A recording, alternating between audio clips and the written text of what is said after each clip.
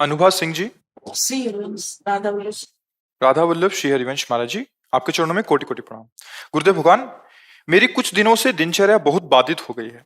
मन इस समय बिल्कुल साथ नहीं दे रहा। पहले वही दिनचर्या पूरे उत्साह के साथ होती थी, अब वही एक बोझ सा लग रही है। महाराज जी, भजन की थोड़ी भी तन्मयता में बहुत घबराहट होती है। महाराज जी, कोई अपराध बन गया क्या? श्री हरिवंश गुरुदेव भगवान, जैसे पहले जो लगन तत्परता थी वो इसीलिए हम पूछ रहे, कोई अपराध बन गया क्या? किसी वैष्णव की निंदा, कोई ऐसा अपराध जिससे हमारा भाव, भगवत भाव कम हो रहा है? अपराध या आहार, ये दो तो जरूर ऐसा कर देते हैं। यदि ऐसा नहीं तो कभी कभी भक्त के जीवन में कबहू तो थोरो भजन, कबहू होत विशाल, मन को धीरज छुटे नहीं, गाहे न दूजी चाल। कभी कभी मना स्थिति ऐसी होती है कि प्रभु में नहीं लगती है, क्योंकि बहुत जन्मों से संसार में लगी रही। मना खष्टानि इंद्रियाणि प्रकृतिस्थानि कर्षति, वो घंटा दो घंटा की बात है। लेकिन अगर बराबर कई दिनों से ऐसा चल रहा है तो फिर भोजन का बहुत 2 दिन 3 दिन, रक्त जब तक रहेगा तब तक वो जहाँ उसका प्रभाव जला भजन करने से, तो फिर वही भाव आ जाता है। लेकिन अपराध जब तक मोचन नहीं होगा तब तक आगे नहीं बढ़ने देता। जैसे संतों की निंदा, वैष्णव की निंदा, या नाम के विषय में सोचना कि, या किसी के प्रति कोई आपराधिक वृत्ति हो जाना, या धर्म विरुद्ध अपने से कोई आचरण हो जाना, इन पर ध्यान देना चाहिए। अगर ऐसा कुछ है तभी ऐसा बाधित होता है, नहीं तो प्रतिपल उत्साह बढ़ता है। जब हमसे कोई पाप बन जाता है तो हमारे चिंतन को वो शुष्क कर देता है, और जहाँ चिंतन शुष्क हुआ, रस नहीं मिला, तो विषय की तरफ भागता है मन, और विषयों की तरफ मन गया कि फिर भजन भाव छूट जाता है। इसलिए आपको ही विचार करना पड़ेगा कि आपके द्वारा कहीं ऐसा कुछ तो नहीं हुआ। जैसे कल ही एकांतिक के बाद एक सज्जन खड़े हुए और रोने लगे कि जब आपका सत्संग सुना तो हमारे सब जीवन सुधरा और बहुत आध्यात्मिक रुचि बढ़ने लगी। फिर हमने किसी वैष्णव पर दोष दर्शन किया, बोले सब खत्म हो गया। चिल्ला कर रो रहे थे कि बचा लो मेरा भाव। ऐसा तो कभी कभी हम अपनी मायाकृत बुद्धि से महाभागवतों को नहीं जान पाते, और बाहरी बातों पर जो हमारी मलिनता है उसमें आरोप करके हम उनके प्रति दोष दर्शन या निंदा करने लगते हैं। भजन करने वाले को चाहिए, नारायण स्वामी का ये दोहा का अर्थ समझ ले, तेरे भावे जो करे भलो बुरो संसार, नारायण तू बैठ के अपनो भवन बुहार। संसार भला है कि बुरा है छोड़ो, अभी अभी अपने को देखो। अगर हमारे अंदर कोई बुरा भाव नहीं होगा तो हमें कोई बुरा नहीं दिखाई देगा। सच्ची मानिए, अगर हमारे हृदय में राम है तो चराचर जगत राम में दिखाई देगा, और काम है तो फिर काम में दिखाई देगा। दुष्ट को सब दुष्ट दिखाई देते हैं, पवित्र आत्मा को सब पवित्र आत्मा नजर आते हैं, कोई पापी नजर नहीं आता।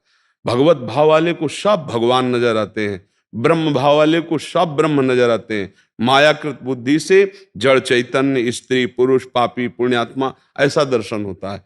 हमें लगता है अध्यात्म अपने सुधार के लिए है। कोई क्या कर रहा है भगवान जाने और वो जाने। हमको क्या करना चाहिए? हमें अपना सुधार करना चाहिए। अध्यात्म जो मार्ग है वो अपने सुधार के लिए है। सत्संग सुना और दूसरों पर परीक्षण कर रहे हैं कि ये तो जो आज सत्संग सुना इसमें तो नहीं है, तो वो सत्संग आपके लिए हुआ है। आप अपने में परीक्षण कीजिए कि ये बात आप में है कि नहीं, दूसरों में नहीं। दूसरों में भगवत भाव रखना है और छोड़ देना है। 3 प्रकार की लीला हो रही, सतोगुणी, रजोगुणी, तमोगुणी। कहीं राक्षसी लीला हो रही, कहीं राजसी लीला हो रही, कहीं सात्विक लीला हो रही। कोई भजन कर रहा है, कोई दान कर रहा है, कोई पुण्य कर रहा है, कोई मार रहा है किसी को, कोई व्यभिचार कर रहा है। नाना प्रकार की लीलाएं हो रही, पर ये सब असत्य लीलाएं हैं, सत्य नहीं है। जैसे आप फिल्म देखते हैं तो उसमें मार काट भी, उसमें नाना प्रकार की कुचेष्टाएं भी, उसमें अच्छाइयां भी बुराइयां भी, लेकिन ना अच्छाई होती ना बुराई होती है, वो केवल अभिनय होता है। ऐसे एक सच्चिदानंद प्रभु एक ये विविध रूपों की लीलाएं कर रहा है। वो सृजन कर रहा है, वो पालन कर रहा है, वही संहार कर रहा है। वही नाना प्रकार की लीलाएं, हमको ये मानकर प्रणाम और अपने हृदय को सुधारना। यदि अध्यात्म, और अध्यात्म नहीं तो लड़ते झगड़ते रहो, निंदा स्तुति करते रहो, हृदय मलिन करते रहो, उससे कुछ मिलना है नहीं। पक्का समझिए, कुछ नहीं मिलना। ये नाटक केवल माया का चल रहा है। ये एक ही परमात्म तत्व है, वो अपने आप से अपने आप में खेल रहा है। अब समझ पाओ तो समझ पाओ, न समझ पाओ तो भजन करो, तब समझ जाओगे। क्यों? आप विचार करके देखिए, कोई अगर ऐसी वृत्ति है तो आप ध्यान करोगे भगवान को साक्षी करके, तो आ जाएगा कि हमसे ये गलती हो गई। अन्यथा भजन में धीरे धीरे रुचि बढ़ती है, पर जब हमसे कुछ गलती हो जाती है, कोई अपराध बन जाता है या किसी पर दोष दर्शन हो जाता है, तो भजन छूट जाता है। पक्का समझिए, जब हम किसी पर भी दोष दर्शन करते हैं तो वो अपने ऊपर लागू हो जाता है। ये एक प्रकृति का अलौकिक नियम है।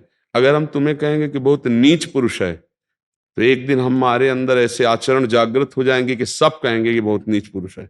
पक्का समझ लेना, हम जो भाव करेंगे वही हमारे अंदर भाव आ जाएगा।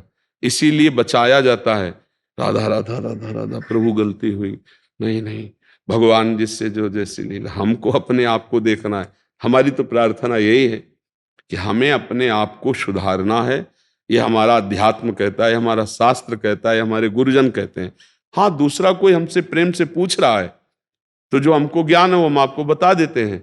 बकाया आप पकड़ो ना पकड़ो, वो हमारे लिए है। स्वांता सुखाय तुलसी रघुनाथ गाथा, ये हम आत्म सुख के लिए ज्ञान प्राप्त किए हैं, दूसरों पर दोष दर्शन करने के लिए नहीं कि ये तो पापी है, ये पुण्यात्मा है, ये नीच है, ये अदम। नहीं नहीं, हम अपनी दृष्टि पावन करने के लिए सब मेरे भगवान हैं, ये देखने के लिए साधना किए, ये देखने के लिए हम उपासना मार्ग में आए। तो इसके बिना शांति नहीं मिलेगी। हमारा कहीं राग हो जाएगा, कहीं द्वेष हो जाएगा, किसी के गुण देखेंगे, किसी के दोष देखेंगे, और यही जगत में अशांति का कारण बन रहा है। कोई मित्र बन जाता है, कोई शत्रु बन जाता है। और आनंद अगर प्राप्त करना है तो न मित्र बनाना, न शत्रु बनाना है, सब में भगवत भाव रखना है। तेरे भावे जो करो, तुम्हें जो भावे सो करो, जो भगवान रचे हैं वो तुम भोगो। हमें जो मार्ग, हमें संत संग मिला, शास्त्र स्वाध्याय मिला, अब हम नहीं भटकेंगे, अब हम भगवत मार्ग में चलेंगे। तो भोजन से 1-2 दिन तक भजन में विक्षेप पड़ता है। अगर बहुत गंदा हो गया तो 15 दिन भी लग जाए। और अपराध से जब तक वो अपराध मोचन नहीं होगा तब तक भजन रुका रहेगा। इसीलिए भक्तन के अपराध से डर पो, ऐसा वाणी जी में लिखा है। भक्तन निंदा अति बुरी भूल करे जिन कोय, किए सुकृत बहुजन्म के छिन में डारे खोए। बहुत जन्मों का पुण्य साधन 1 मिनट में किसी महाभागवत की निंदा कर दी, वो सब नष्ट हो जाएंगे। फिर क्या होगा? चिंतन क्रॉस चलने लगेगा, विपरीत, हृदय जलने लगेगा, और जिसे आज की भाषा में डिप्रेशन कहते हैं, आप पहुंच जाओगे। परमार्थ की तो बात जाने दो, स्वार्थ लायक भी बुद्धि नहीं रहती है, वो पतित हो, चिड़चिड़ा स्वभाव हो जाना, भगवान के प्रति अश्रद्धा हो जाना, ये सब अपराध के लक्षण है। जैसे लोग भगवान की निंदा करते हैं ना, वो पाप किए हैं, वो ऐसे अपराध किए कि उनकी बुद्धि ये स्वीकार ही नहीं कर सकती कि भगवान है। अगर स्वीकार कर ले तो मंगल शुरू हो जाए। पहला मंगल यहीं से होता है, आस्तिक, कि भगवान है, अस्ति भगवान है, और नास्ति भगवान नहीं है। ये घोर अमंगल का लक्षण है। यहीं से दुर्गति प्रारंभ होगी, क्योंकि बहुत पाप हो गया है, हृदय मलिन हो गया, तो भगवान की भी अस्वीकृति हो गई। स्वीकृति में कम से कम इतना तो रहता है कि एक रास्ता बचा रहता है कि मैं बहुत नीच हूं, पामर हूं, प्रभु आप मुझे बचा लो। एक प्रार्थना करने का अवसर तो होता है, लेकिन नास्तिक में वो भी भाव खत्म हो जाता है, तो मतलब पूरी दुर्गति भोगनी है। तो हमें अपने को संभालना है, और जब ऐसी स्थिति हो तो भगवान से प्रार्थना करे और जोर जोर से नाम कीर्तन करे।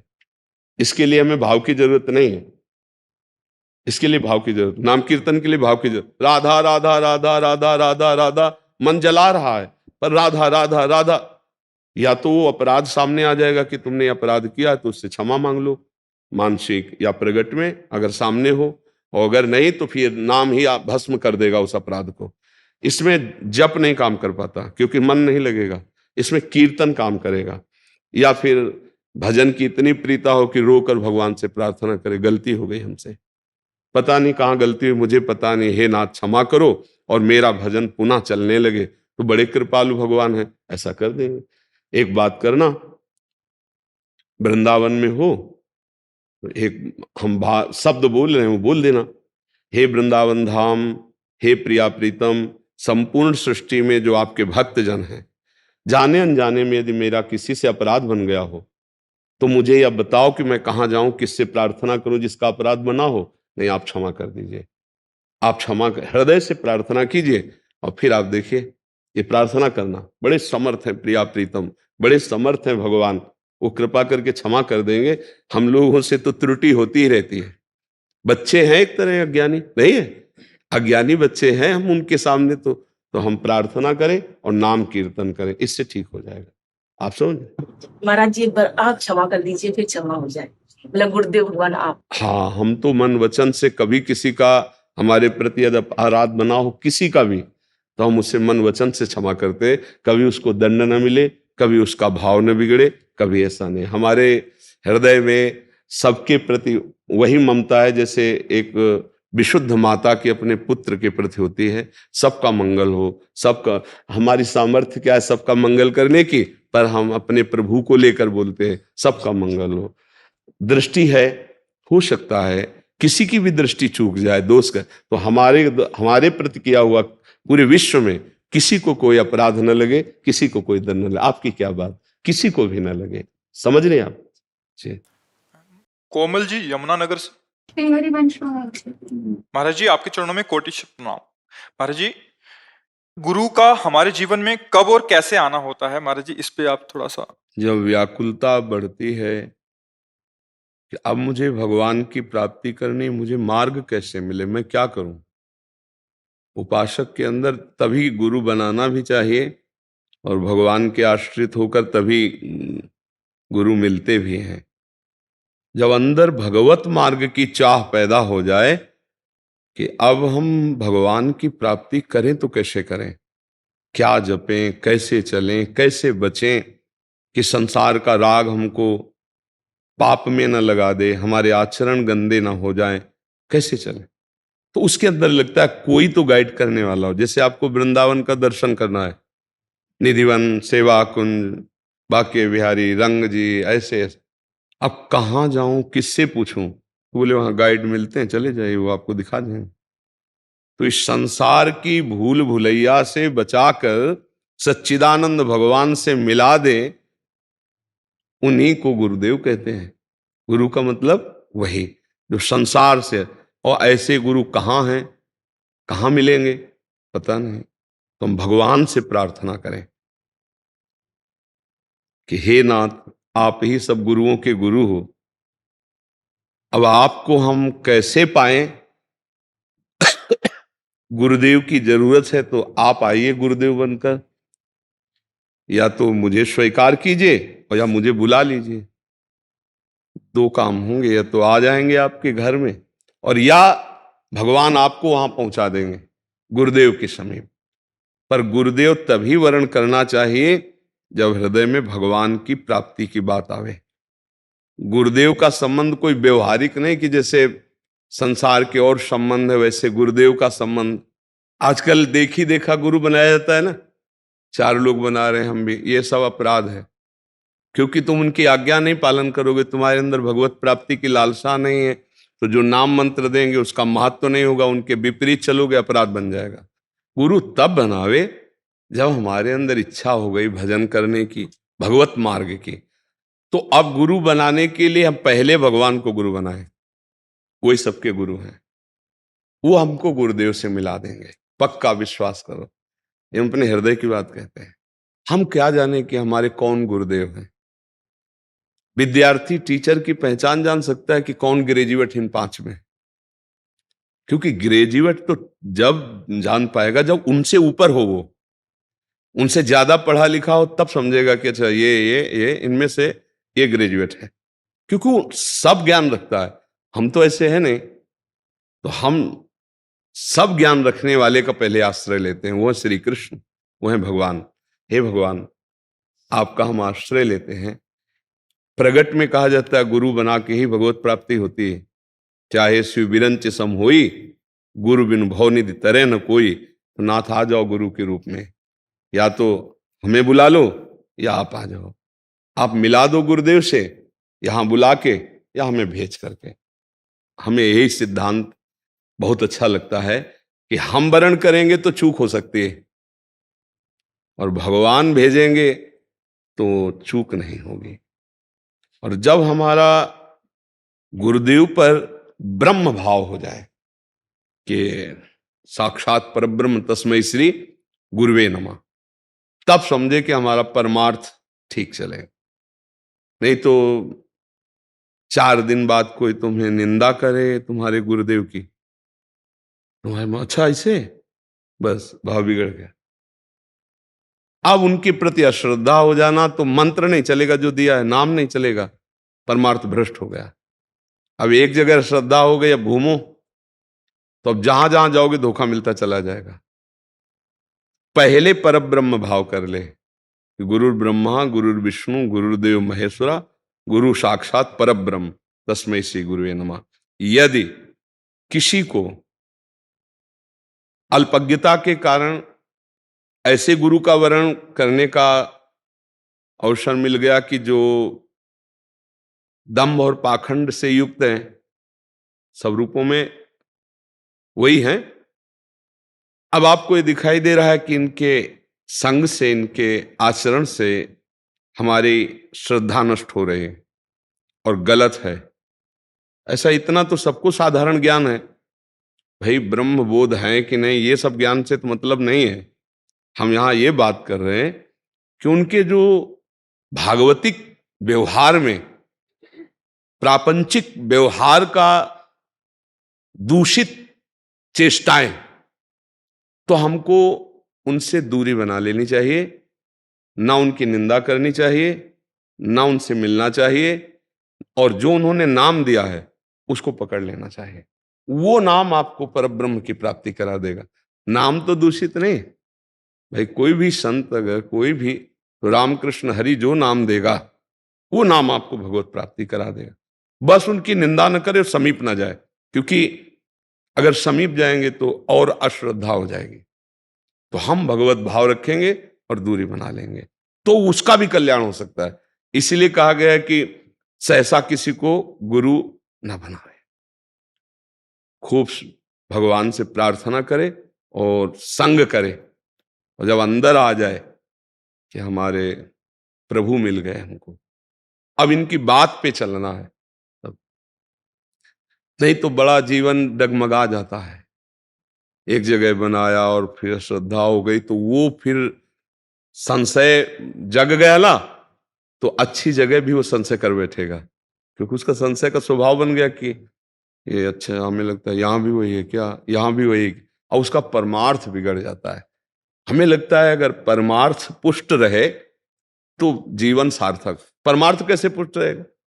नाम मिला, और अगर हमें संग से श्रद्धा बिगड़ती नजर आ रही, हम अपनी श्रद्धा नहीं बिगड़ने देंगे, दूर हो जाएंगे और हृदय से नमन कर खूब नाम जप, और रोज सुबह गुरुदेव भगवान को प्रणाम। भगवान तो सर्वत्र है ना, बस संग नहीं करेंगे, इससे काम बन जाएगा। और वैसे तो इंतजार करे, जब भगवान मिलाएंगे तो फिर धोखा नहीं हो सकता।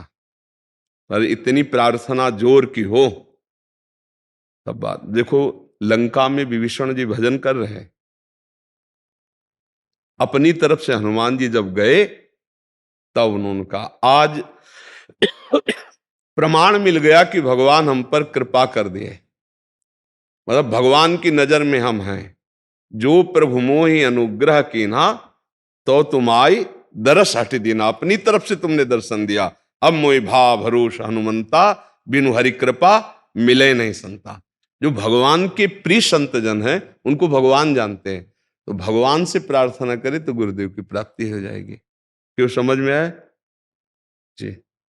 रूपाली जी, राधे राधे गुरु जी। गुरुदेव आपके चरणों में कोटि कोटि प्रणाम। गुरुजी, कभी कभी पूजा करने में मन नहीं लगता, फिर भी नित्य कर्म हेतु पूजा करते हैं, क्या इस प्रकार की गई पूजा फलदायी है? हाँ, व्यर्थ तो नहीं जाएगी। व्यर्थ तो कोई कर्म नहीं जाता, चाहे पाप कर्म हो चाहे पुण्य कर्म हो, ये तो भगवत पूजा है, ये कैसे व्यर्थ चली जाएगी? पर यदि भाव से किया जाए तो बहुत जल्दी और ज्यादा लाभ मिल जाएगा। जैसे हम अपने बच्चे को जब भोजन पवाते हैं तो कैसे पवाते हैं? मेरा बेटा, कोई पुण्य कोई लाभ की बात थोड़ी रहती है। वो अच्छे से भरपेट पाले, यही लाभ है हमारे को। नहीं होता? माँ जो ऐसे डांट के कहती है ये खा ना तू, ये पी। अब उसे पूछो कि तुम्हें, अगर वही माँ किसी संत को पवाएगी तो उसके अंदर भावना होगी कि पुण्य मिलेगा। ध्यान रखना, नहीं होती? साधु महात्मा के खवाने से पुण्य मिलेगा, पाप नष्ट हो जाएंगे। या बहुत अच्छा भागवत हुआ, भक्त हुआ, तो ये सोचेगा भगवान प्रसन्न हो जाएंगे। लेकिन वो कामना करेगा, पर वो अपने जब पुत्र को पवा रहा होता है तो इनमें से कौन सी कामना करता है कि भगवान प्रसन्न हो जाएंगे, कि पुण्य होगा, कि पाप? कुछ सोचता है क्या ना? उसे पूछो क्यों नहीं सोचता, तो कहेगा मेरा बेटा है, इसके लिए सोचने की जरूरत क्या है? तो मेरे भगवान हैं। आप देखो, घूम के आओ, मेरे भगवान हैं। अब भाव में भर करके बढ़िया 4 रोटी थोड़ी सब्जी भाव में भर के दो भोग लगा रहे हैं। प्रभु पाओ मुझ गरीब के पास। वो ऐसी पूजा हो रही है कि आपको समझ में आ जाएगा क्या हो। बाजार गए, कोई इत्र थोड़ा सा अपने सब्जी लाने के पैसे से काट करके उससे इत्र ले लिया और प्रभु को ले। प्रभु, पूजा का स्वरूप ये भाव, वस्तुओं से ज्यादा भाव। पर वस्तु को लेकर भाव आता है, नहीं? वस्तु को लेकर, जैसे चोखा मेला जी बाजार गए थे अपने घर की ठाकुर के लिए सब्जी लाने। देखो बड़े बड़े केले रखे, तो कहा केले तो बहुत सुंदर है, बहुत रसीले लग रहे हैं, ये विट्ठल भगवान के लिए बहुत अच्छा रहेगा। अब जो पैसे थे उससे केले खरीद लिए। भाव का विषय देखना, सेवा का। दरवाजे पे गए, अंदर तो निषेध था उनके लिए। पहले पूर्व में वर्ण परंपरा, कुल परंपरा, इसका बड़ा विधान, तो उन्होंने कहा केले ठाकुर जी को भोग लगा दो। अरे तेरे हाथ के केले थोड़ी ठाकुर जी पाएंगे। उनका इन्होंने हमसे कहा है, बहुत उच्च कोटि के महापुरुष हुए चोखा मेला जी, महाराष्ट्र के बड़े महाभागवत हुए हैं।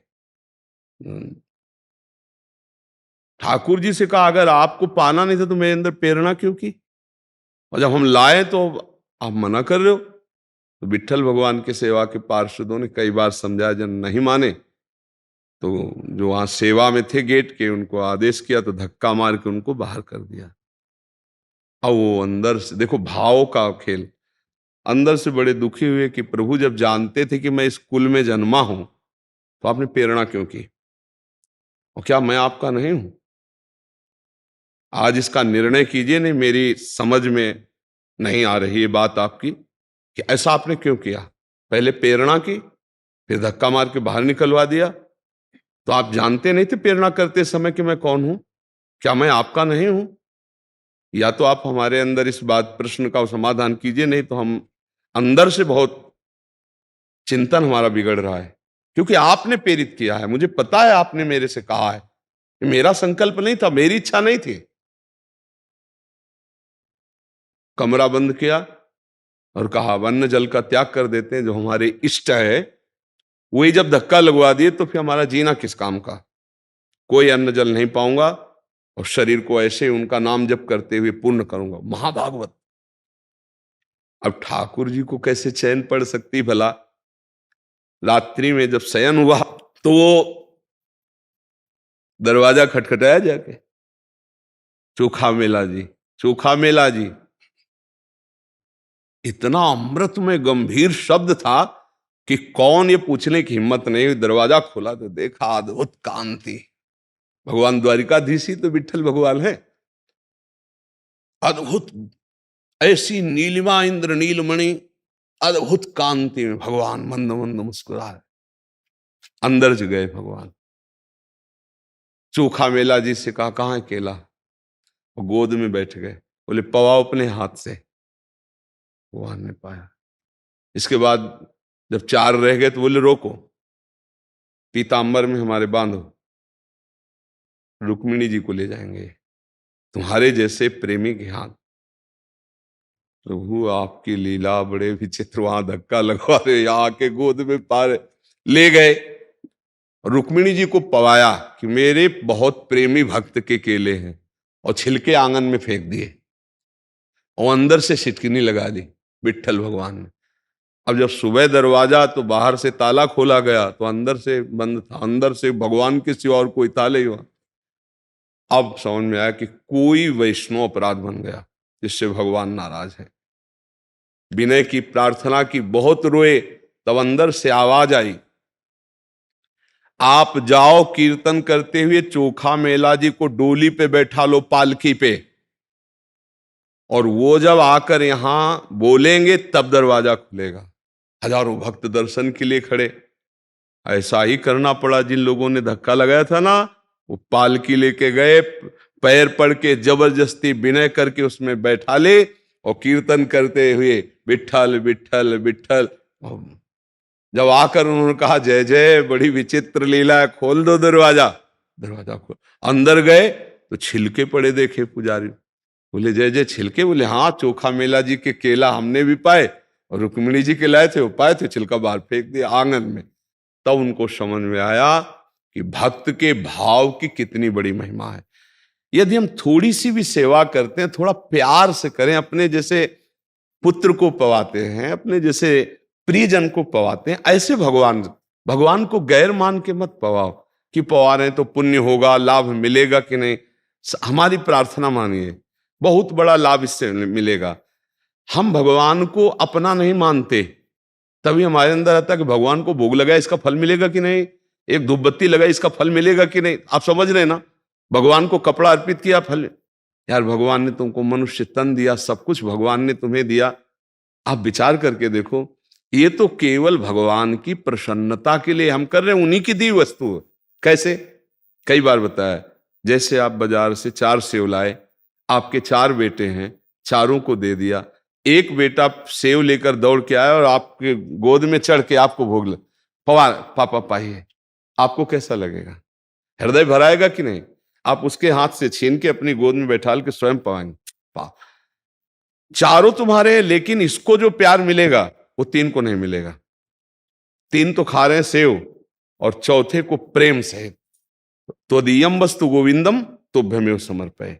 प्रभु के द्वारा दी वस्तु जब प्रभु को अर्पित करते हैं तो ऐसे प्रसन्न हो जाते हैं, जैसे वो पिता प्रसन्न हो गया। यद्यपि दी हुई उन्हीं की वस्तु है, पर जब उनको तो वापस वो दे देते हैं ना, एक कौरा भी तो नहीं पाते ना, जीव कते थाल वापस आती है, वो हाथ से छीन के ऐसे पिता पवाने लगा रहे और गोद में बैठा। ऐसे ही भगवान का प्यार मिलता है। हम प्रभु को अपना ना मानकर इतना पराया मानते कि हर कार्य का फल चाहते हैं। हम कहते हैं मिलेगा, असत क्रियाओं का फल है तो सत्क्रिया का फल के। अगर हम भाव से करें तो बहुत जल्दी लाभ मिल जाए। बेर कोई बहुत अच्छी चीज होती है क्या? बखान बखान के राम जी पा रहे हैं सबरी मैया के। कोई चावल नहीं चबाएगा साधारण आदमी, सुदामा के टूटे हुए तंदुल बखान के पा रहे हैं। हमारे ऐसे कृपालु भगवान हैं, अनंत ब्रह्मांडों के स्वामी होकर भी गीता जी में कह रहे पत्रम पुष्पम फलम तोयम ये में भक्त्या प्रति। एक तुलसी दल, एक चुल्लू जल, एक फूल, एक कोई फल, अगर भगवान को भाव से उसी से रीझे जाते हैं, प्यार से सेवा की जाती है, ऐसा भाव रखते हैं कि प्रभु मेरे हैं। जैसे अपने लोग मेरी लाडली जू, मेरे लाल जू, मेरे प्रिया प्रीतम जू, ऐसे भाव से सेवा की जाती है। तो इस भाव को हमें कहीं पढ़ने की जरूरत नहीं है। हम अपने बेटे को कैसे पवाते हैं, अपने पति को कैसे सेवा करते हैं, ऐसे जैसे हम अपने प्रियजनों को पवाते हैं, ऐसे हम प्रभु को भोग लगाएं, ऐसे हम प्रभु को अपने बेटे को कैसे सजाते हैं, नहला दिया, कपड़े पहनाए, सब। कोई फल की आकांक्षा होती क्या? तो फिर प्रभु से तत्काल आप फल की क्यों चाह करते हैं? फल तो मिलेगा ही। जैसे तुम्हारा बेटा एक दिन सयाना होकर के एक दिन तुम्हारी ऐसी ही सेवा करेगा, अगर वो थोड़ा भी विवेकवान है तो पैर छुएगा तो तुम्हारी सेवा करे। तो आज तुम सेवा कर रहे हो, कल भगवान तुम्हारी सेवा करेंगे। भक्तों के चरित्रों को पढ़ के देखो, भगवान कह रहे हूं भक्तन को दास, भगत मेरे मुकुटमणि, पग चापूं सेज बिछाऊं, नौकर बनूं हजाम। हाकू बैल बनो गडवारो बिना तनख्वाह रथवान, यही तो मेरे मन में ठणी भगत मेरे मुकुट में। क्या तनख्वाह अर्जुन जी दिए हैं? रथ हाँक रहे हैं भगवान। आप सोचो, संधि दूत बनकर जा रहे हैं, अखिल कोटि ब्रह्मांडों के स्वामी भगवान। जो आप सेवा करें ना, उससे बढ़कर आपकी सेवा करेंगे, और वो ही कर रहे हैं। अभी समझ में नहीं आ रहा ज्ञान के कारण, तो हमें लगता क्या दे दिया भगवान ने? ये मानो दे दिया, तुम्हें बुद्धिवान बनाया, तुम्हें नेत्रवान बनाया। थोड़ी देर के लिए आंख बंद करके देखो, अगर सदा के लिए बंद हो जाए तो कैसा लगेगा? तुम्हें आंखवान बनाया, नेत्र है, तुम्हारे श्रवणेन्द्रिय है, घ्राणेन्द्रिय है। इस समय तुम बहुत सुंदर योनि प्राप्त किए हो भगवान की कृपा से। अब आप भजन करके, इतना भजन करके कि संसार का जो बंधन है पाप पुण्य का, दोनों काट के मुक्त हो सकते हो। पर हम लोग मुक्त होने की जगह और फंसने वाले कार्य करते रहते हैं। इसीलिए हमारा भगवान के भजन में और सेवा में मन नहीं लगता। टीवी देखने में मन लग जाएगा? नहीं। हम तो बड़ा आश्चर्य मानते हैं कि 50 रुपया दे के भीड़ में लाइन में खड़े होकर, तो उसमें जाके फिल्म में 2-2.5 घंटे एकाग्र तपस्या, मन नहीं भटकेगा, एकदम आनंद। और जानते हैं कि ये झूठा चल रहा है। गजब की बात है, संसार में झूठी बात देखने के लिए कष्ट सहकर पैसा लगाकर 2.5 घंटे समय, और उसमें मन न लगाओ तो हमें बताना, एकदम मन लग जाएगा, कभी मन भागेगा नहीं। नहीं, तुम्हारी रुचि के अनुकूल केवल फिल्म लगी हो, फिर क्या कहना है, मतलब परमानंद में डूब जाओगे। और जब भगवान सत्य हैं और उनका भजन करने बैठो, तो वहां 2.5 घंटे 2.5 मिनट भी सही ढंग से भजन नहीं हो ले पाएगा, मन भाग पड़ेगा, तो है कुछ गड़बड़ी है। इसका मतलब ये माया मुझे सत्य से हटाना चाहती है, इसीलिए इससे लड़ना पड़ेगा। हम प्रभु का नाम जपेंगे, प्रभु के गुण गाएंगे, जबरदस्ती प्रभु की सेवा में रहेंगे, और हर कर्म प्रभु को समर्पित करेंगे, माया पर विजय प्राप्त कर लेंगे। तो ये भाव अगर नहीं भी बन रहा तो भी भगवान की सेवा व्यर्थ नहीं जाती, पर भाव से करे तो भगवान बहुत जल्दी कृपा करते, क्योंकि भगवान वस्तुओं के तो भूखे हैं नहीं। सबको ही जानता है भाव का भूखा हूं मैं। हाँ, भगवान को भूख कैसे लगती है? तुम्हारे भाव से। अगर भाव नहीं तो भगवान तो पूर्ण काम है, उनको भूख कैसे लग जाएगी? वो कोई 5 भौतिक शरीर वाले थोड़ी है कि उनके प्राण अन्न मांग रहे हैं, वो तो चिदानंद है। जब भक्त के अंदर भाव आता है कि प्रभु ये पाएंगे, तो भगवान के अंदर वही भाव चला जाता है और वो पाने लगते हैं। ये था माम प्रपद्यन्ते तास तथैव भजाम्यहम्। एक गजब की बात है कि सुदामा के सूखे चावल के टुकड़े बखान कर पार, रुक्मिणी जी सोच रही हैं 56 भोग लगाती हूँ, कभी वाह नहीं कहा, और ये रोमांचित हो रहे सुदामा जी के तंदुल पाक। क्या भाव, दैन्यता, मुझ गरीब के पास है ही नहीं कुछ कि द्वारिकाधीश को दूं, तो छुपाए थे। तो कहा क्या लिए हो? ऐसे छीन के एक मलिन कपड़े में। भगवान, सुदामा आज मैं ही नहीं, समस्त ब्रह्मांड तृप्त कर दिए तुमने, क्योंकि रोम रोम में भगवान के ब्रह्मांड है ना, कोटि कोटि ब्रह्मांड एक एक रोमकूप में वास करते। ब्रह्मांड निकाया निर्मित माया, रोम रोम प्रतिवेदक है। इसलिए भगवत सेवा उसका फल मिलेगा, पर भाव से करे तो बहुत अच्छा रहता है।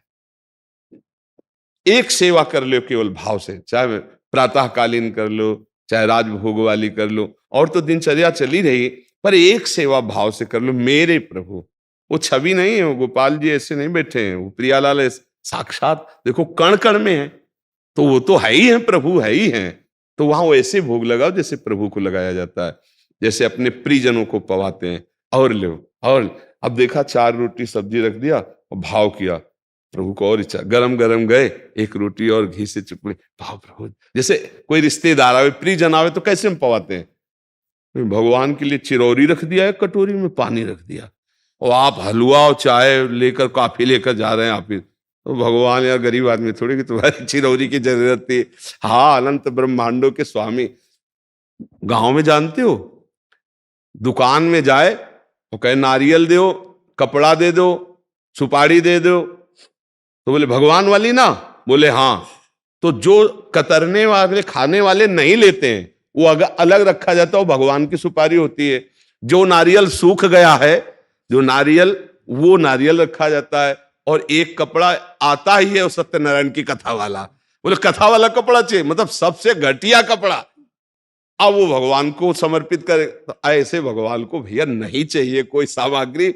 उनके नारियल के देखो बगीचे वो प्रकट किए हुए हैं, उनके पास कुछ कमी है? अनंत ब्रह्मांड उन्हीं के द्वारा। तो हाँ, अगर थोड़ी भी वस्तु भाव में भर करके तो वो भगवान स्वीकार कर लेते हैं। तो ऐसी सेवा में विशेष लाभ नहीं मिलता कि भगवान के लिए कम पैसे वाली ऐसी निकृष्ट वस्तु, और अपने लिए अगर वही कहा जाए कि आप ये सुपारी, आप ये वस्तु का प्रयोग करेंगे, नहीं। दुकान वाला अलग रखता है, गांवों की बात हम कह रहे हैं, क्योंकि उस समय गांव का एक लालटून होता है, वो सत्यनारायण की कथा के लिए होता है। जो सूखा नारियल होता है सत्यनारायण की कथा के लिए होता है।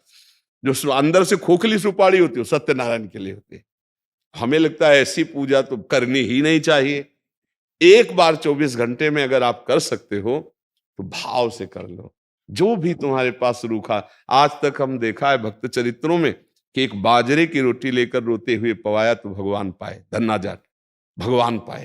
तो हमें लगता है अगर हम भाव से 2 रोटी और सब्जी, कुछ भी ऐसे नमक ही रख दो, हमारे प्रभु इतने कृपालु। अगर भाव है वास्तविक आपके पास नहीं, तो आप नमक और रोटी रख के ऐसे कर दोगे, अखिल कोटि ब्रह्मांड नायक प्रसन्न हो जाएंगे। भाव भगवान देखते हैं।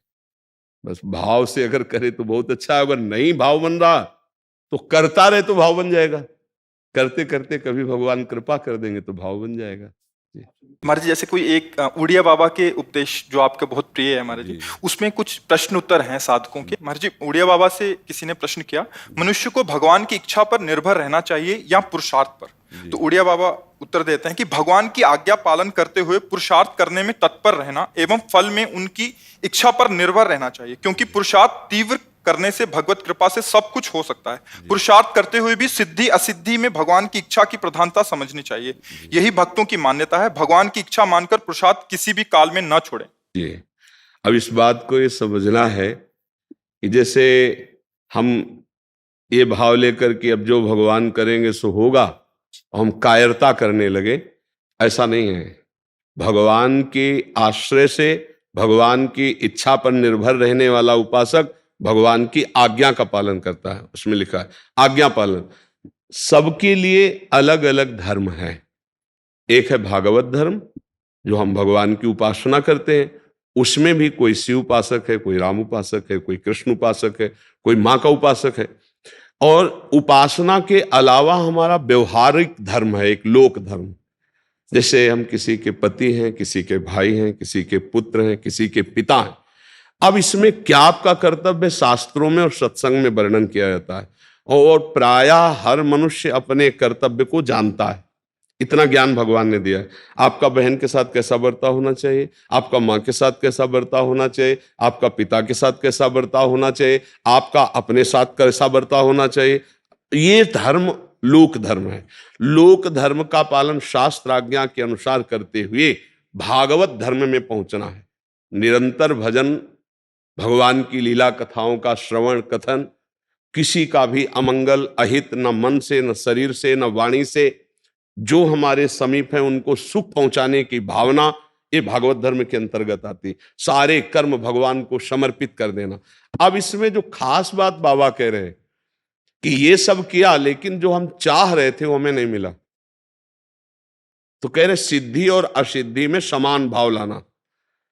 पहली बात इतना तो समझ लो कि जब पाप कर्म कभी व्यर्थ नहीं जाता, वो दंड दे के रहता है, तो अच्छा कर्म कैसे व्यर्थ चला जाएगा।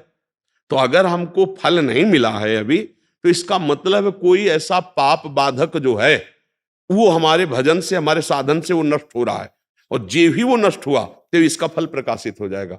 इसलिए फल के लिए सिद्धि असिद्धि, भगवान ने भी कहा है सुख दुखे समय कृत्वा लाभा लाभो जया जयो। यदि आप मेरे लिए कर्म करते हैं मेरी आज्ञा का पालन करके, और आप हार जाते हैं, विजय को प्राप्त नहीं होते, तो आपको दुखी नहीं होना है कोई कारण जिसमें आपका भजन जाकर उसको प्रहार करके नष्ट कर रहा है और आपका वर्तमान हार में पहुंच गया। लेकिन आप हारेंगे नहीं, आपको ऐसी विजय प्राप्त होगी जो इस हार से लाखों गुना बढ़कर होगी। वो होगी भगवत प्राप्ति, वो होगी जन्म मरण से मुक्ति होना। तो अगर यहां कहीं हार जाते हैं तो आपको शोकित नहीं होना, जया अजयो, और अगर जय को प्राप्त होते हैं तो हर्षित मत होना। ये भगवत आराधना के लिए। अगर आपको हार मिलती है तो हानि का अनुभव मत करना, और जीत मिलती है तो लाभ का अनुभव मत करना।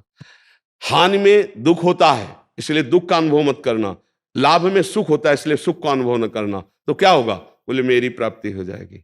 सुख दुखे समय कृत्वा लाभा लाभो जया जयो। अपने साधन की वृत्ति को मजबूत रखे और उसका फल विपरीत आ रहा है तो चिंता मत करो, वो तुम्हारे किसी पाप के परिणाम का स्वरूप आ रहा है, उसको नष्ट कर देगा भजन, और आगे आपको परम सिद्धि मिलेगी, परम लाभ मिलेगा।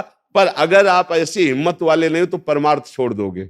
जैसे किसी दिन एक प्रश्न हुआ था कि मेरा नवीन बालक 6 या 8 वर्ष की अवस्था का पधार गया और मैं बहुत भक्ति करता हूं, तो लोग कहते हैं कि ले और भक्ति कर लो, देखा भक्ति का फल ऐसा।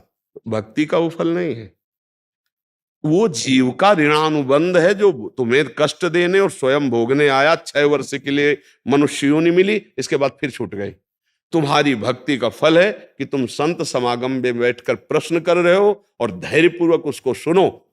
वो भी बैठे थे, धैर्यपूर्वक अगर सुनो और उसको गुनो तो तुम इस मोह ममता से ऊपर उठ जाओगे, जिसका नाम क्षमता है, भगवत प्राप्ति है। उसको क्या जो भजन नहीं करते उनके परिवार में कोई नहीं मरता क्या? विचार करके देखो, इसका नाम ही है मृत्यु लोक, और ठीक समय पर आपका ट्रांसफर हो जाएगा। सरकारी आदमी हो, ये जो गाड़ी बंगला मिला है ये राइट टाइम अपने आप ट्रांसफर के 1 सेकंड नहीं टिक सकते इसमें। 1 सेकंड तुम भले खूब गर्व करो, मैं जिस दिन मालिक का ट्रांसफर ऑर्डर आया आपको तत्काल इस भवन को छोड़ना है, चलो ये छोड़िए। अब उसमें आप चाहे 4 दिन आके रहे हो, 4 महीने, 40 साल, उससे कोई मतलब नहीं रहता। आपकी आयु निश्चित है, उसके अनुसार इसमें किसी का दोष नहीं होता। यदि आप इसमें किसी का दोष मानते हैं या अपनी भक्ति का बिगाड़ स्वरूप देखते हैं कि भक्ति करने से दुख मिला, हमारा पुत्र चला गया, ये आपका अज्ञान है। एक महाभारत में प्रसंग आता है, गौतमी नाम की महान तपस्विनी थी और उनका एक 8 वर्ष का पुत्र था और जंगल में तप परायण रहती थी, कंदमूल फल से अपने पुत्र का पोषण करती थी। एक दिन काले सर्प ने काट लिया और पुत्र पधार गया, तो जो जंगली होते हैं कोलभील, वो उठा करके लाए और कहा, हे देवी आपके पुत्र को काले सर्प ने काट लिया और मृत्यु को प्राप्त हो गया। अब वो मां थी और बड़ी तपस्या उनकी, उन्होंने कहा मैं उसी सर्प को भस्म कर दूंगी जिसने मेरे पुत्र को काटा है। आकर्षण किया, सर्प सामने आया, उनका मेरे पुत्र को काटा, मैं तुम्हें भस्म कर दूंगी। बड़े ध्यान से सुनना, भगवान श्री कृष्ण द्वैपायन व्यास देव जी ने महाभारत में लिखा। सर्प ने कहा कि देवी यद्यपि आप भस्म कर सकते हैं पर मैं निरापराधी हूं। तो उनका अपराध सिद्ध है कि आपने काटा है। बोले हाँ काटा है, लेकिन मैंने नहीं, मृत्यु मेरे अंदर प्रेरित करके कटवाया है, इस बालक की मृत्यु। अच्छा, तो तुम निर्दोष हो, तुम्हारा दोष, हमारा इस बालक से कोई बैर नहीं। मृत्यु आई और हमारे दिमाग में बैठकर इससे कटवा और ये मर गया, तो मैं मृत्यु को नष्ट कर दूंगी।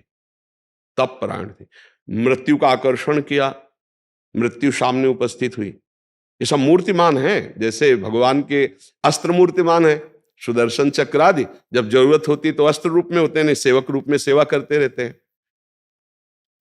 मृत्यु से कहा मैं मंत्र बल से तुम्हें भस्म कर दूंगी। उनका कर सकती हो, लेकिन मैं निरपराध हूं। क्यों? तुमने सांप को प्रेरित करके कटवाया, हाँ, लेकिन मैं काल के द्वारा प्रेरित हूं। काल ने मेरे ऊपर शासन करके मेरे को आदेश किया, तब मैं सर्प पर शासन करके कटवा दिया। मृत्यु निर्दोष, काल का आकर्षण किया, काल दंड यम के पास रहता है, उपस्थित हुए। तो उनका देवी आप, हम पहले आपको कह रहे हैं कि आप कोई रोष मत प्रकट करना, क्योंकि अगर हम रोष प्रकट कर दे तो हमारे रोष के आगे किसी का रोष चलेगा नहीं। हम पहले आपसे विनय कर रहे हैं कि आप अपना तप नष्ट मत करना, मेरा कोई दोष नहीं है। इस बालक के कर्म से मैं प्रेरित होकर के, ये सब बालक का कर्म, काल, काल के द्वारा प्रेरित मृत्यु, मृत्यु के द्वारा सर्प, आखिरी में क्या निकला? निज कृत कर्म भोग सुन भ्राता, अवश्यमेव भोक्तव्यम कृतम कर्म शुभाशुभम। उस जीव का कर्म, उसको इतनी अवस्था में इसके द्वारा मृत्यु होगी, पक्का पता है, वो विधान होता है। अब हम भक्ति करें या ना करें, ये नहीं कि भक्ति करेंगे तो उसको बचा लेंगे और नहीं करेंगे तो वो मर जाएगा, या ना करेंगे तो बच जाएगा। ये जो लोक में बोल देते ना, ये बहुत वो अज्ञानी जन होते हैं। भक्ति करने से दुख नहीं मिलता, भक्ति करने से ज्ञान प्रकट होता है, हमको लड़ने की क्षमता आती है, हम इस संसार सागर से मुक्त होते हैं और दुख और सुख हमारे कर्मों का फल पहले निश्चित हो चुका है, वो समय समय पर आता रहेगा, कभी सुख आएगा कभी दुख आएगा। भक्ति सुख दुख से बचाकर भगवान की प्राप्ति के लिए। अगर हम कोई कामना प्रबल कर ले और भजन उतना है तो उसकी पूर्ति हो जाएगी, अगर कामना हम ना करें तो भगवान की प्राप्ति हो जाएगी। तो लोकवत जब हम व्यवहार धर्म में हो तो शास्त्र आज्ञा के अंतर्गत कि किसके साथ कैसा हमारा संबंध होना चाहिए, और भागवत धर्म के जो नाम निरंतर जपना, दूसरों को सुख पहुंचाना, सारे कर्म भगवान को समर्पित करना, इसका फल मांगे भगवान की प्राप्ति।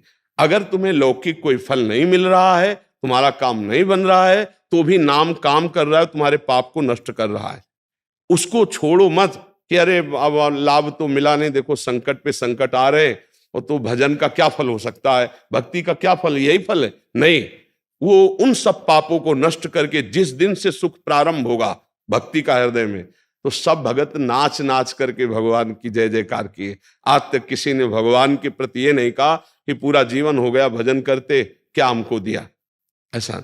अगर कोई कष्ट है तो हमने गलती की है, पक्का समझ। भगवान की तरफ से वो मंगल भवन परम करुणामय है। जैसे सूर्य कभी अंधेरा कर ही नहीं सकता, सूर्य के सामने अंधेरा टिक ही नहीं सकता, ऐसे भगवान कभी अमंगल कर ही नहीं सकते। जिन्होंने जहर दिया भगवान को स्तन में, उसको तो माँ वाली गति दे दी, और जो भगवान को दूध पिला रहे हैं, भोग लगा रहे, नाम जप कर रहे हैं, भला उनका मंगल कैसे हो जाएगा।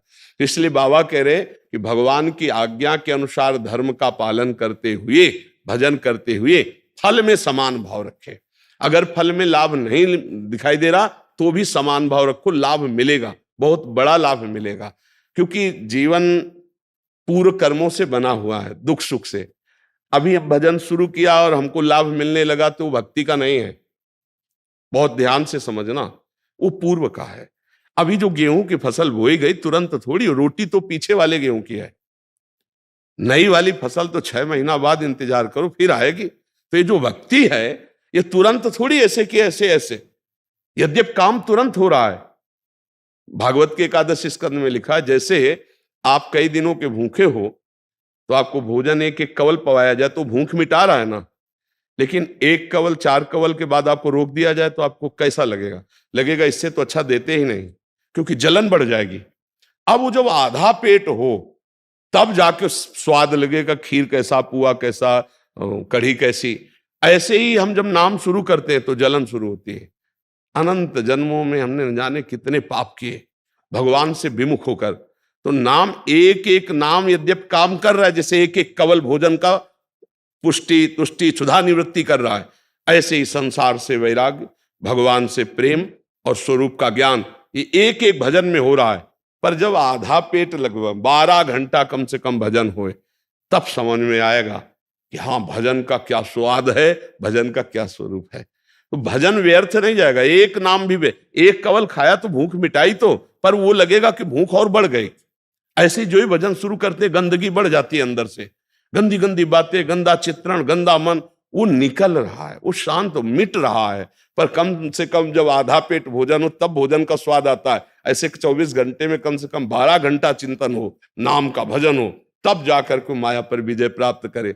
अभ्यास तो निरंतर का करना चाहिए, इसलिए फल पर दृष्टि रखकर कभी भजन न छोड़ो। भजन का फल अवश्य मिलता है। जैसे तत्काल गेहूं फेंक दिया 1 मन खेत में, अब वो 6 महीना इंतजार करता है, सेवा करता है फसल की, तब जाके कहीं सुरक्षित वो 40 मन के रूप में आता है। 1 मन 40 किलो फेंका तो 40 मन के रूप में अन्न आ जाए। तो ये जो भजन कर रहे हो ये बढ़कर आपको महासुख देगा, व्यर्थ नहीं जाएगा। पाप कर्म व्यर्थ नहीं जाता, वो दंड दे देता है। तो पुण्य कर्म, भजन कैसे व्यर्थ हो जाएगा? इसलिए फल पर दृष्टि न रखते हुए अपने साधन को बढ़ाते रहना चाहिए। चाहे जितना कष्ट आवे, साधन न रोके तो बाबा कहते हैं निश्चित वो भगवान की कृपा को प्राप्त कर लेगा। और जा पर कृपा राम की होई ता पर कृपा करे सब कुछ प्राप्त हो जाएगा, पक्का समझो। जब भगवान मिल गए तो क्या दुर्लभ रह गया, उन्होंने ही तो संसार को रचा है। महाराज जी, एक प्रश्न में उड़िया बाबा से किसी ने प्रश्न किया कि महाराज जी, मानसिक पाप क्यों होते हैं? बाबा का 2 शब्दों में उत्तर था कि पूर्व संस्कारों से। और फिर दूसरा प्रश्न था कि यदि कोई मानसिक पाप हो जाए तो उसका क्या प्रायश्चित है? तो बाबा ने उत्तर दिया, सच्चे मन से पश्चाताप करें और भगवत नाम जप करें। भगवान के नाम जप में अचिंत्य शक्ति है, इससे अनंत जन्मों के पाप विध्वंस हो जाते हैं। नाम में जितने पापों को जलाने की शक्ति है, उतने पाप मनुष्य एक जीवन में कर ही नहीं सकता। बाबा का उत्तर था। अब इसमें क्या है कि मानसिक का जो पाप होता है वो मन की मलिनता होती है। जैसे भक्तों का मन भगवान का ही चिंतन करेगा, उनके रूप की, उनकी लीला की, उनके नाम की, उनकी बातों का। और जब हमारे द्वारा अधर्माचरण, जो शास्त्र विरुद्ध आचरण, तो फिर वो गंदी बातों का चिंतन करता है। और जब गंदी बातों का चिंतन करता है तो वही दूसरों पर आरोप लगाने लगता है। जो हमारा मन गंदा होता है ना, तो हमारा मानसिक पाप बनने लगता है। जो हमारा चिंतन होता है, जैसे पूज्य है कोई जिसके हमको रक्षा करनी चाहिए, चरण छूने चाहिए, जैसे बहन है या और भी कोई पूज्य संबंध है, अगर हमारा काम चिंतन गाढ़ है तो चूकेगा नहीं। मन भले शरीर से ना हो, पर मन वो गलत भावना कर बैठेगा। ऐसे ही बहुत लाखों मानसिक पाप होते हैं। आप देखो ना, जिस मन में भजन नहीं होता वो करता क्या है? राग द्वेष का चिंतन करता है, नाना प्रकार के जो लाखों पाप, तभी मलिनता भरती चली जाती है। पर कलयुग का एक प्रताप है, कलिकर एक पुनीत प्रतापा, मानस पुण्य होए नहीं पापा। अगर मानसिक पाप का दंड मिलता तो हमारी दुर्गति पक्की थी। पर कलयुग में चूंकि मलिन हृदय अधिक होंगे, इसलिए सिद्धांत बना दिया गया कि जब तक शरीर से पाप नहीं होगा तब तक मानसिक पाप का दंड उसे नहीं दिया जाएगा। अगर कहीं मानसिक पाप का दंड होता तो बहुत बड़ा लगता। तो हमारे मानसिक पाप बने ही ना, क्योंकि मानसिक चिंतन कलयुगी प्राणी उसे रोक नहीं सकता, क्रिया में उतार देगा, क्योंकि उसमें क्षमता नहीं है। इसलिए अगर मानसिक चिंतन रुक जाए, जैसे मन ने हमारे कुछ गलत सोचा, अब हमारी क्षमता नहीं कि उसकी सोच को मिटा दे, हमको गलत करना पड़ेगा। वो हमको विवश कर देगा, वो हमें पागल बना देगा। कोआ मदांधो मदना तुरुआ, जहां कामना प्रबल हुई तो आदमी पागल हो जाता है। बाद में वो खुद सोचता है, ग्लानि करता है, यार मुझे नहीं करना चाहिए, ऐसा क्यों हो गया। वो जो कामना जागृत हुई, अब वो कामना संकल्प बन गई तो क्रिया करा के रहेगी। अगर केवल स्फुरणा हुई, शांत हो गई तो बच गए। तो स्फुरणा ही ना हो, इसके लिए कोई उपाय? तो बाबा कह रहे नाम जप। भगवान के नाम जप से सारी मानसिक मलिनता भस्म हो जाएगी। वही चिल्ला चिल्ला के कहते कि राधा राधा राधा राधा हर समय रटते रहो, बच जाओगे। जो मानसिक पाप हैं, जो शारीरिक क्रियाओं में परिणित हो जाते हैं, उनको हम वहां उदय ही ना होने दें, उनका संकल्प ही ना बनने दें। तो राधा राधा राधा राधा हम नाम जप करते रहें। और सच्ची बात, कभी कामनाओं की पूर्ति नहीं होती, कभी नहीं हुई। देखो आप लोग इतनी अवस्था के हो, हर सुख देखे हो गृहस्थी के, क्या मन शांत हो गया? क्या तृप्त हो गया? बस वही चाल उसकी है जो बचपन में थी, वही आज है। देखो ईमानदारी से देखो, अगर रुका है तो भजन से रुका है, दूसरा कोई उपाय नहीं। नहीं तो पूरा जीवन हमारा ऐसे खोखला हो जाएगा, नष्ट हो जाएगा। और ये भोग लें, ये देख लें, ये सूंघ लें, ये छू लें, ये खा लें, इसी में जीवन चला जाता है। चलो, जैसी भी परिस्थितियों पर राधा राधा तो बोलते रहो। नहीं संभाल पा रहे हो, राधा राधा बोलते रहोगे, सब संभल जाएगा। नाम जप में बड़ी सामर्थ्य है भगवान का। और एक बात बाबा कह रहे हैं कि तुम चिंता ना करो, अगर आगे पाप तुमसे ना बने, ऐसा तुम भजन कर लो, ऐसा अपना आचरण सुधार लो, तो कह रहे तुम्हारे सारे पाप नष्ट हो जाएंगे। इतने पाप तुम कर ही नहीं सकते जितने नाम में पाप नाश की सामर्थ्य है। महाराज जी, एक इसमें बाबा कह रहे हैं कि नाम जप में अचिंत्य शक्ति है। अचिंत्य का तात्पर्य होता तुम सोच भी नहीं सकते कि उसमें कितनी सामर्थ्य है। अरे जब भगवान को अधीन कर लेता है नाम जपक, तो और तो बात है। सुमीर पवन सुत पावन नामू, अपने बस करी राखे रामू। भगवान को अधीन कर लिया तो और शक्ति की क्या बात। और भगवान भी नाम की महिमा को नहीं पूर्ण रूप से गाए। वो कहूं कहां लगी नाम बढ़ाई, और राम न सके नाम गुण गाई। इसलिए अचिंत शक्ति। स्वयं भगवान वर्णन करना चाहे तो वो नाम की महिमा का वर्णन नहीं कर सकते। नाम जापक भगवान अजित को अपने अधीन कर लेता है तो अचिंत शक्ति नाम की है कि आप सोच भी नहीं सकते कि नाम जप से क्या क्या हो सकता है। इसलिए निरंतर नाम जप का जो अभ्यास है वो अचिंत शक्ति को जागृत करता है। थोड़ा बारा तो लगभग जो थोड़ा सात्विक है वो तो जपते हैं करते हैं, पर बात बनेगी निरंतरता में। कोई श्वास टूटे ना छूटे ना नाम में, राधा राधा राधा राधा राधा राधा। जब श्वास ऊपर जाए तो राधा, श्वास नीचे आए श्वास श्वास नाम जपे तो दुविधा रहा है न कोई, अर्थात निश्चित भगवत प्राप्ति हो जाएगी। और ये कलयुग है, इसमें और साधन नहीं होने वाले, पक्का। ये कलिकाल मलायतन मन कर देख विचार, श्री रघुनाथ नाम बिन नाही नान आधार। जो नाम जप नहीं कर रहे हैं तो अन्य कोई साधन इतने प्रबल कलयुग में सिद्ध नहीं हो जाते कि वो भगवत प्राप्ति करा दे। इसलिए नाम जप, जैसे यज्ञ है भगवान की प्राप्ति का उपाय है। बताओ, पहले राक्षस लोग यज्ञ को नष्ट करने के लिए हड्डी या मांस डाल देते, थोड़ा वो भ्रष्ट हो गई यज्ञ। विश्वामित्र जी इसीलिए तो श्री राम जी को साथ की निशाचर, अब आप घी बाजार से खरीदो और उसमें चर्बी मिली हो तो यज्ञ होगी? होगी नहीं। सामग्री कहां से आएगी? यज्ञ सामग्री जौ धान्य आदि जो पवित्र चाहिए, अब केमिकल डाले जाते हैं अनाज प्रकट करने में, वो पवित्र थोड़ी माने जाते हैं। ऐसे केमिकल, ऐसी खादें हैं जिनका रस जाता है उसमें, वो अपवित्र हैं। इसीलिए बड़े बड़े रोगों की बाहुल्यता देखो हो रही। कैंसर तो पहले सुना ही नहीं, कभी कोई ऐसे करोड़ों में किसी एक को पहले, अब तो बुखार की तरह है। जैसे बुखार नहीं, उनको आया फिर उनको आया, ऐसे कैंसर बढ़ रहा है क्योंकि अन्न दूषित हो रहा है। तो जब हविष्यान्न दूषित है तो हम कैसे यज्ञ करें? कलयुग में यज्ञ सिद्धि बड़ा मुश्किल है भाई। बड़ा शुद्ध घी हो और शुद्ध हविष्यान्न हो और शुद्ध मंत्र बोलने वाले हो, शुद्ध मंत्र हो, आराधना तप हो, तब यज्ञ तो बड़ा कठिन। अच्छा, ध्यान आंख मूंद के देख लो, अंधकार के सिवा क्या दिखाई देता है? शांत होके बैठो तो प्रपंच पूरा चलने लगता है अंदर, क्या ध्यान लगेगा? सतयुग में ध्यान के द्वारा भगवान की प्राप्ति होती थी, त्रेता में यज्ञ के द्वारा होती थी, और द्वापर परिचर्यायाम भगवान की सेवा विधान, सेवा पद्धति। अब आप बाजार से मिठाई लेने गए हो, सैकड़ों लोग वहां खरीद रहे हैं, बेचने वाला कितना हाथ पवित्र है पवित्र उससे मतलब नहीं, बनाने वाला हो सकता है मसाला सुपारी खा के बीड़ी पीते हुए बना रहा हो, क्या स्थिति है पता नहीं। तो अमनिया जो ठाकुर जी की पूजा के लिए भोग चाहिए, जो वस्त्र चाहिए, जो सामग्री चाहिए, बड़ा मुश्किल है पवित्र मिलना। अब लघुशंका करके दुकानदार आया, अब हाथ धो के आचमन करके ये प्राय खड़े खड़े लघुशंका की और आके फिर, तो अपवित्रता अगर वस्तुओं की है तो हम कैसे ठाकुर को सेवा करके रिझा लें?